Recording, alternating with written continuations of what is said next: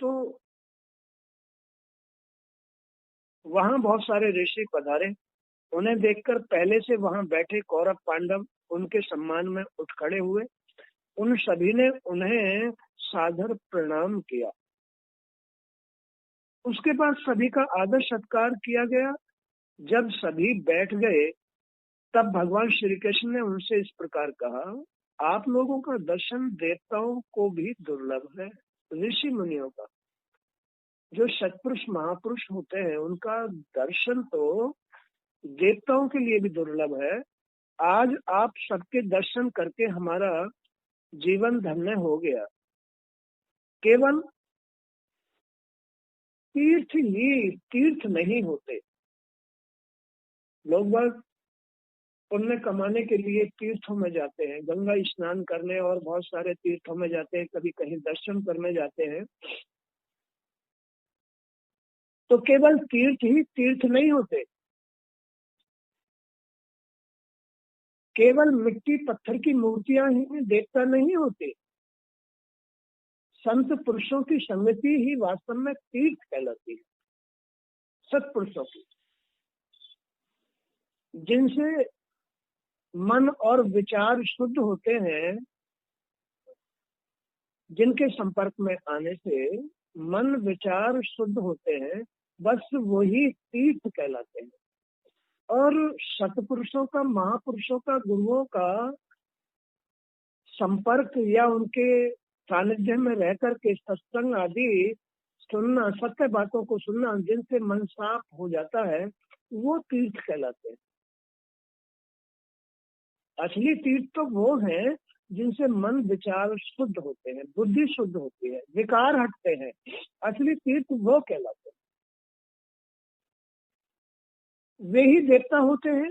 वे दर्शन मात्र से ही भक्तों पर कृपा कर देते हैं। दर्शन मात्र से, उनका स्वभाव देखकर, उनके आचरण देखकर, उनके सदाचार विचार देख करके भक्तों का कल्याण हो जाता है।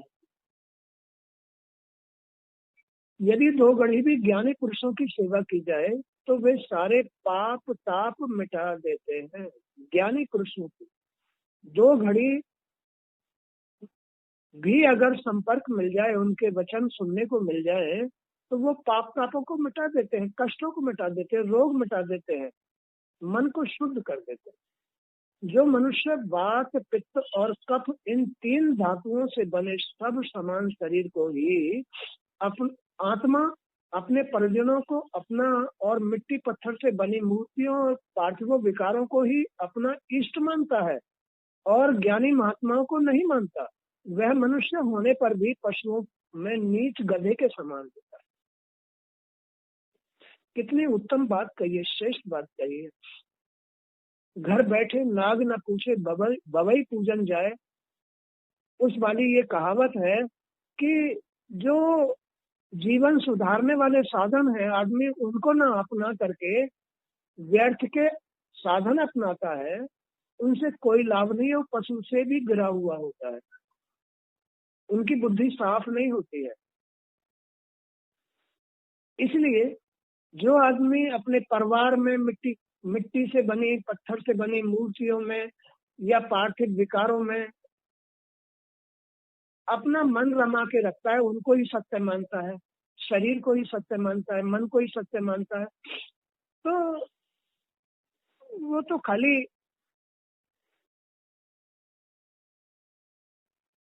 गधों के समान होता है, नीच गधों के समान होता है। भगवान के वचन सुनकर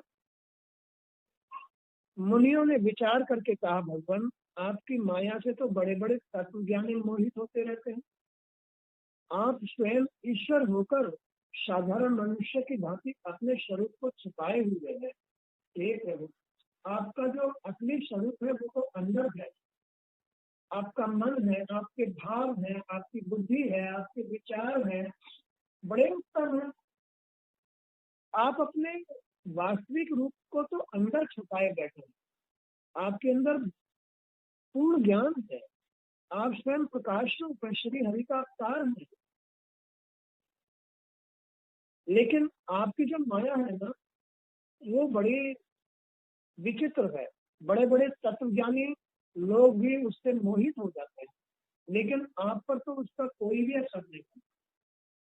आप स्वयं ईश्वर होकर साधारण मनुष्यों की भांति अपने स्वरूप को छिपाए हुए हैं। वास्तव में आपकी लीला बड़ी है। जैसे भौतिक जगत में जीव के जड़ चेतन अनेक भौतिक स्वरूप दिखाई पड़ रहे हैं,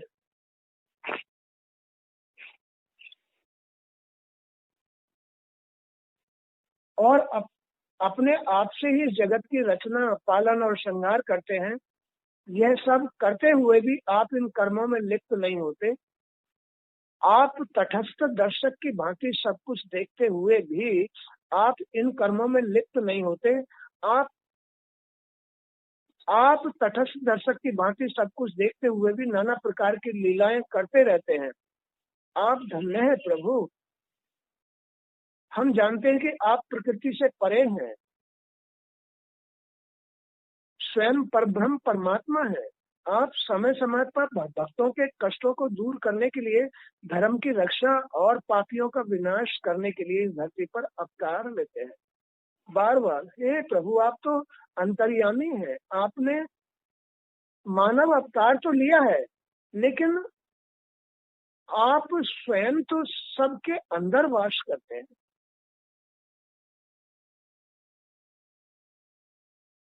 आपकी माया भी विचित्र है, लेकिन आप अपने वास्तविक स्वरूप को अंदर ही छुपा करके रहते हैं। जो आपका वास्तविक स्वरूप है, जिसका आपने अवतार लिया है, मानव देह धारण की है, ये तो सब आपकी लीला है। लेकिन आप वो स्वयं ही हो जो आप अंतर छुपे बैठे हैं, श्री हरि का अवतार। आप तो श्री हरि ही हैं। हे प्रभु, आप स्वयं पर ब्रह्म परमात्मा है। आप समय समय पर भक्तों के कष्टों को दूर करने के लिए, धर्म की रक्षा और पापियों का विनाश करने के लिए इस धरती पर अवतार लेते हैं। हे प्रभु, आपकी लीला बड़ी अपरंपार है। आप ही माया धारण करके ये शरीर धारण करते हैं, और आप ही पापियों से, अधर्मों से अपने भक्तों की रक्षा करते हैं। आप उनके अंदर अंतर्यामी बन के बैठे हुए हैं। हे प्रभु, आपकी लीला अपरंपार है। आप स्वयं परब्रह्म परमात्मा है। आप अपनी लीलाओं से नैतिक अनैतिक सभी मार्गों का दिग्दर्शन इस जीव को कराते हैं। अंदर बैठे हुए अपने भक्तों को, अपने ही अंश इस जीव को अच्छे बुरे रास्तों का दर्शन कराते हैं कि ये नहीं, ये अच्छा रास्ता नहीं है, ये अधर्म का रास्ता है, इस पर कांटे हैं, कष्ट है, नहीं इस पर नहीं जाना है, नहीं मुझे सही मार्ग अपनाना है। ये भगवान ही प्रेरित करते हैं हर आदमी को। हर आदमी के अंदर बैठ करके वही अंतर्यामी श्री हरि उसको राह दिखाते हैं, वही कृपा करते हैं, वही उसके पाप मिटाते हैं श्री हरि, जिन्होंने श्री कृष्ण रूप में अवतार लिया अधर्म का नाश करने के लिए, धर्म की स्थापना करने के लिए। वो प्रभु अंतर्यामी बन के भी यही कार्य करते हैं। वो तो धर्म के साथ है, वो धर्म के कार्य करते हैं, वो अधर्म के विनाशक है। अधर्म पर चलने वाले मनुष्य का विनाश कर देते हैं, अधर्म का नाश कर देते हैं। आप अपनी लीलाओं से नैतिक अनैतिक सभी मार्गों का दिग्दर्शन इस जीव को कराते हैं। वेद आपका विशुद्ध हृदय है। तपस्या, स्वाध्याय, धारणा, ध्यान, समाधि और योग द्वारा आप अपने साकार और निराकार दोनों रूपों का साक्षात्कार कराते हैं। प्रभु, अंदर भी आप ही हैं, निर्गुण रूप में भी आप ही हैं, और साकार सगुण रूप में भी आप ही हैं। हे प्रभु, आप ही अंदर का दर्शन कराते हैं। ध्यान से, धारणा करने से, समाधि लेने से, ये सब कुछ आपकी ही लीला है, आपकी ही कृपा है। आप ही जीव को समाधि दिलाते हैं, ध्यान कराते हैं, ये सब कुछ आपकी ही प्रेरणा से होता है। तो प्रभु, वेद आपका ही स्वरूप, आपका ही विशुद्ध हृदय है। तपस्या, स्वाध्याय, धारणा, ध्यान, समाधि, योग द्वारा आप अपने साकार और निराकार दोनों रूपों का साक्षात्कार कराते हैं। ब्राह्मण ही वेदों के आधारभूत हैं। ब्राह्मण ब्रह्मा ब्रह्मा ब्राह्मण है। ब्राह्मण ही वेदों का आधारभूत है और आपके स्वरूप की उपलब्धि के स्थान है। जो नित्य नैमित्तिक ब्राह्मण उनकी आराधना, प्रार्थना, वेद पाठ, कर्म कांड करते हैं, वही भगवान ज्ञान रूप से उपलब्ध होते हैं। उस यज्ञ से ही, उस यज्ञ क्रिया से ही भगवान ज्ञान में परिवर्तित हो जाते हैं। इसलिए वेदों का जो आधारभूत है वो ब्राह्मणों को माना गया है, क्योंकि ब्राह्मण कर्मकांडी होते हैं। ब्राह्मण को कर्मकांडी होना चाहिए। हवन, यज्ञ, आराधना, ध्यान, समाधि, ये सब कुछ ब्राह्मण करता है। इसलिए वेदों का ज्ञान का जो आधारभूत है वो ब्राह्मण है। और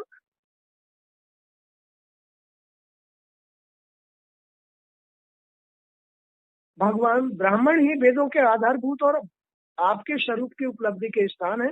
इसलिए आप ब्राह्मणों का सर्वाधिक सम्मान करते हैं और अपने भक्तों को सीधे अपने हृदय में स्थान देते हैं। अपितु उनके लिए अब सब कुछ छोड़कर उनके पीछे पीछे भागे चले जाते हैं। आप सब प्रकार से कल्याण मार्ग की चरम सीमा है और संत पुरुषों की एकमात्र गति है। संत पुरुषों की एकमात्र गति है। प्रभु, आज आपके दर्शन करके हमारा जन्म, हमारी विद्या, हमारा तप, हमारा समस्त कर्म सफल हो गए हैं। वास्तव में सबके परम फल आप ही हैं। हे अंतर्यामी श्री नारायण, श्री हरि, चाहे संत हो, चाहे ब्राह्मण हो, चाहे कोई मृतलोकवासी मानव हो, कोई भी हो, हे प्रभु, सभी के कर्म फल आप ही है। आप ही सबके सुख फल है। आप ही अपने भक्तों को संभालते हैं और ब्राह्मण कर्मकांडी लोगों को जैसे आप उनका साथ दे रहे हैं, आप उनके पीछे पीछे चल रहे हैं, भाग रहे हैं, उनको अनायास ही साथ देते हैं, अनायास ही प्राप्त हो जाते हैं। प्रभु, आप केवल अपने भक्तों के हो। आप भक्तों से कहीं दूर नहीं रहते हो। प्रभु, आप उनके पीछे पीछे भागते हो। आप उनके कर्म कांडों से ज्ञान रूप में बदल करके उनको ज्ञानी बना देते हो, तत्व ज्ञानी बना देते हो। प्रभु, आज आपके दर्शन करके हमारा तो जन्म सफल हो गया, हमारी विद्या सफल हो गई, हमारा तप सफल हो गया, हमारे समस्त कर्म सफल हो गए। वास्तव में सबके परम फल आप ही है। प्रभु, आपका ज्ञान अनंत है। आप स्वयं सच्चिदानंद स्वरूप पर ब्रह्म परमात्मा है। आपने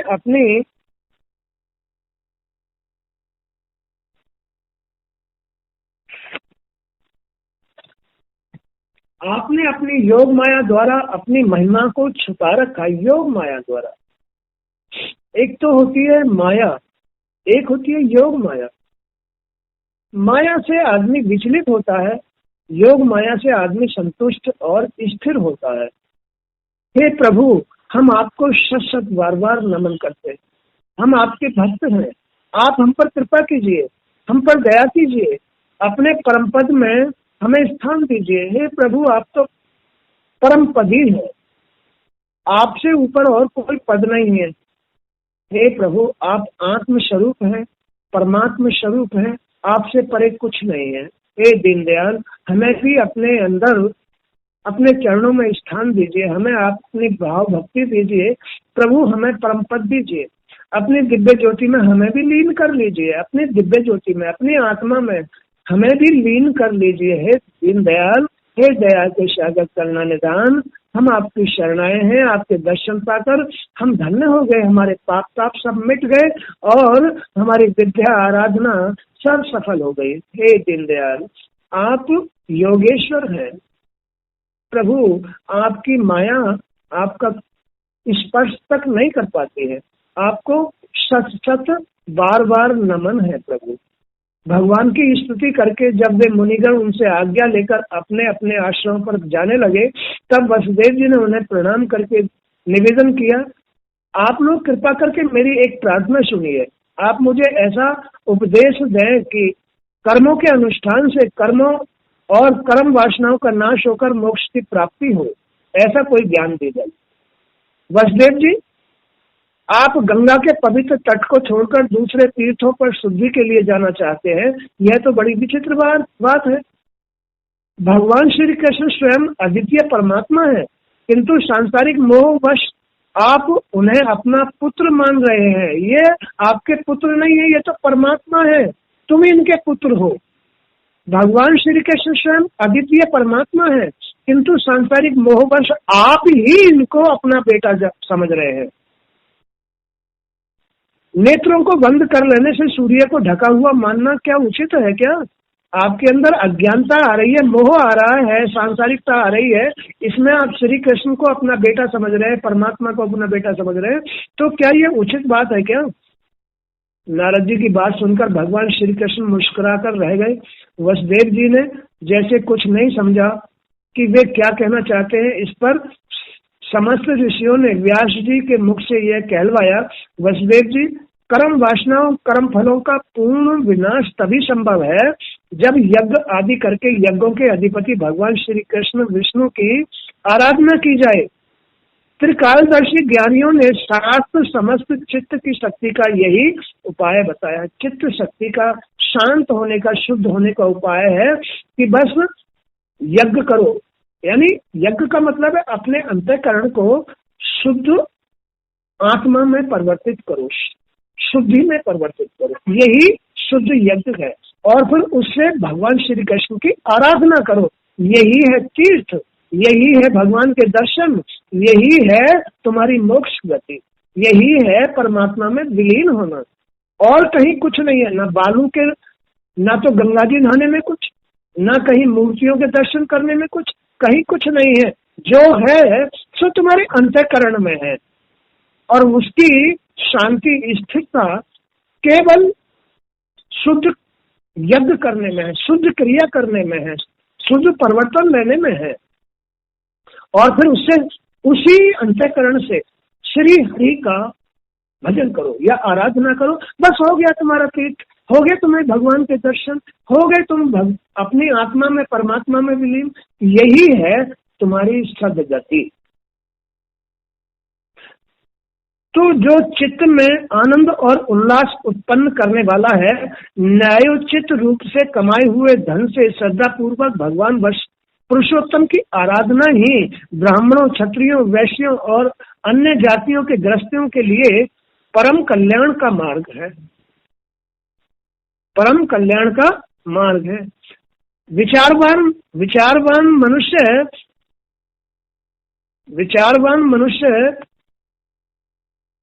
विचारवान मनुष्य को यह जान लेना चाहिए कि यज्ञ, दान आदि के द्वारा धन की इच्छा को, भोग द्वारा स्त्री और संतान की इच्छा को, और काल क्रम से स्वर्ग आदि भोगों की इच्छा को नष्ट कर देना चाहिए।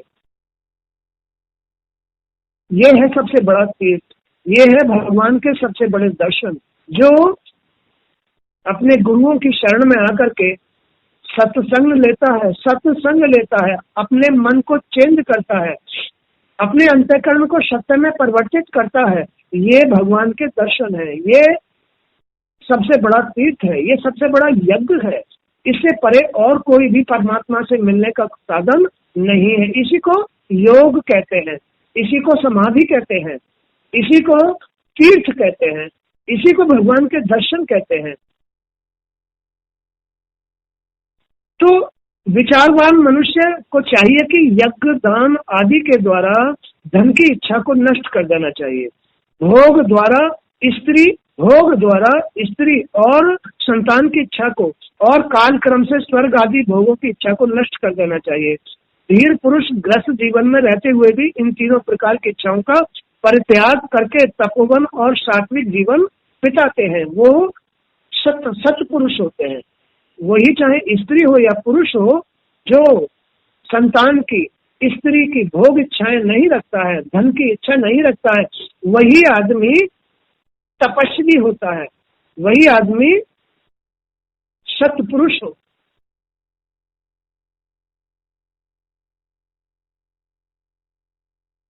तो ऋषियों की बात सुनकर परम मनस्वी वसुदेव जी ने उन्हें प्रणाम किया और यज्ञ के लिए ऋतुजों के रूप में उन्हें मनाया। उसके बाद उन्होंने कुरुक्षेत्र के पुण्य क्षेत्र में उत्तम सामग्री से युक्त यज्ञ कराया और सभी ऋतुजों को धन धान्य तथा गौों का दान देकर उन्हें सम्मानित किया। भगवान श्री कृष्ण और बलराम जी ने ब्रज के गोपियों को बड़ी बड़ी सामग्रियां देकर उनकी पूजा अर्चना की और उनका सत्कार किया। अंत में सभी परिजन एक एक करके वहां से विदा हो गए।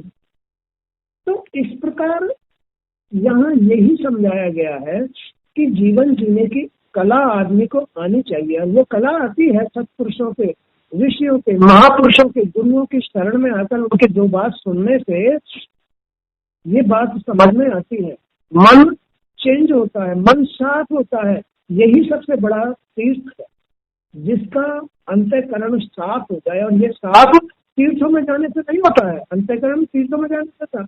मूर्तियों के दर्शन करने से आदमी का अंतःकरण साफ नहीं होता है, बल्कि सत्पुरुष, महापुरुष, भागवत आदि सुनने से, व्यास जी के वचन सुनने से ये अंतःकरण साफ होता है। और वो तो अंतर्यामी है, यही उनका रूप है। कौन सा रूप है? अंतःकरण की शुद्धि, अंतःकरण की सफाई, मन की सफाई, बुद्धि की सफाई, यही